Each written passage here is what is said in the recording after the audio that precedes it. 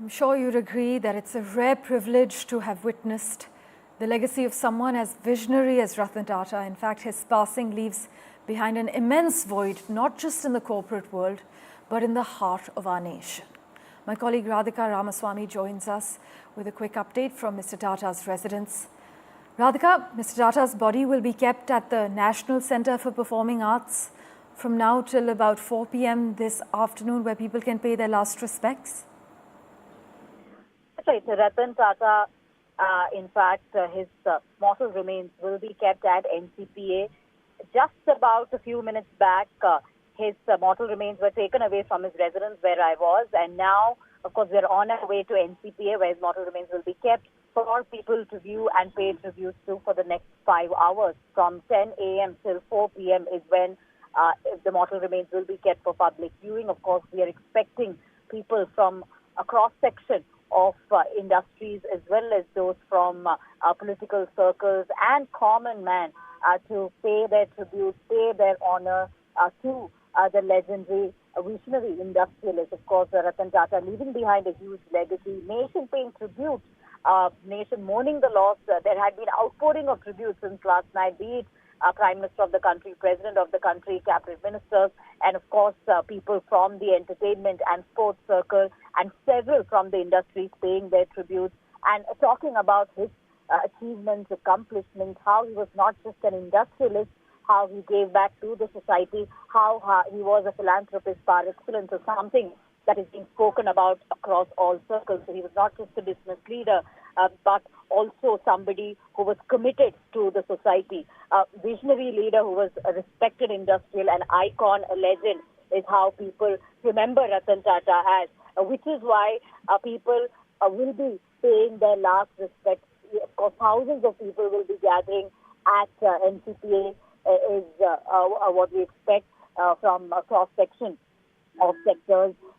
We did see Sachin Tendulkar offering his tribute this morning. Yesterday, of course, Chief Minister and Deputy Chief Minister were also at Breach Candy, where Ratan Tata breathed his last.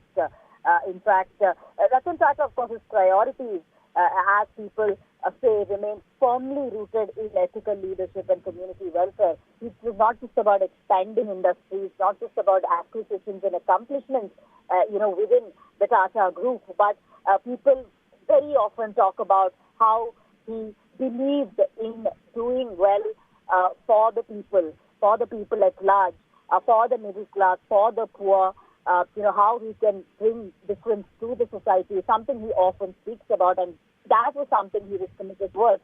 And this is why he's one of the most admired, one of the most respected industrialists till date, and a legacy which will inspire millions of people, especially the younger generation in the future.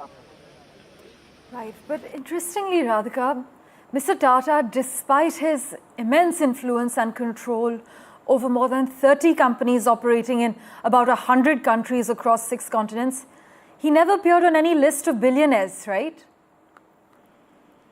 Well, not really. So he did not chase the billionaire list as something people often talk about, something he speaks in interviews, that he's not behind wealth and money. The wealth creation of Tata Group, Tata Sons, is all about giving it back to the society, which is why, a significant portion of the group's wealth is held by charitable trusts that support various social causes that I've been talking about, including education and care, as well as rural development. 65% of his shares in Tata Sons going to charitable causes. So Tata Sons is built, Tata Group is built differently. A group which believes in contributing to the society at large, to the public at large, funding education, healthcare, social development projects. All that had been Ratan Tata's focus. So therefore, he had been a devoted philanthropist, and devoting, as I said, dedicating significant portion of his wealth to Tata Trust to fund all of these causes, to donate to many of these causes. We know there is Tata Institute of Social Science, which is his project, RATAN Hospital, another project of his, and also one of the recent dream projects of his, which is the Animal Hospital. Small Animal Hospital was one of his pet projects that was one of his biggest accomplishments of late.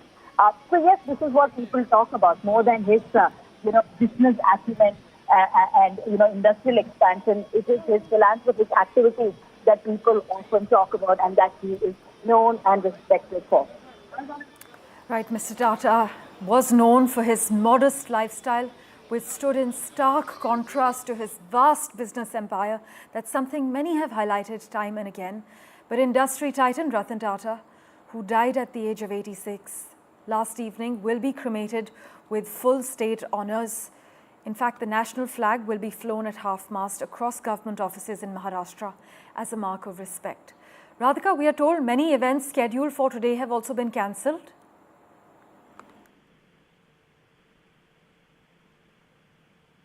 Right, we will just reconnect with my colleague Radhika Ramaswamy. But Mr. Tata's body will be kept at the National Centre for Performing Arts in Mumbai's Nariman Point from about 10:30 a.m. to 4 p.m. today, where people can pay their last respects. The cremation will take place at the Worli area later in the day. We are told that Amit Shah will also attend the funeral as Prime Minister Modi left for Laos to attend the ASEAN, India and East Asia summits.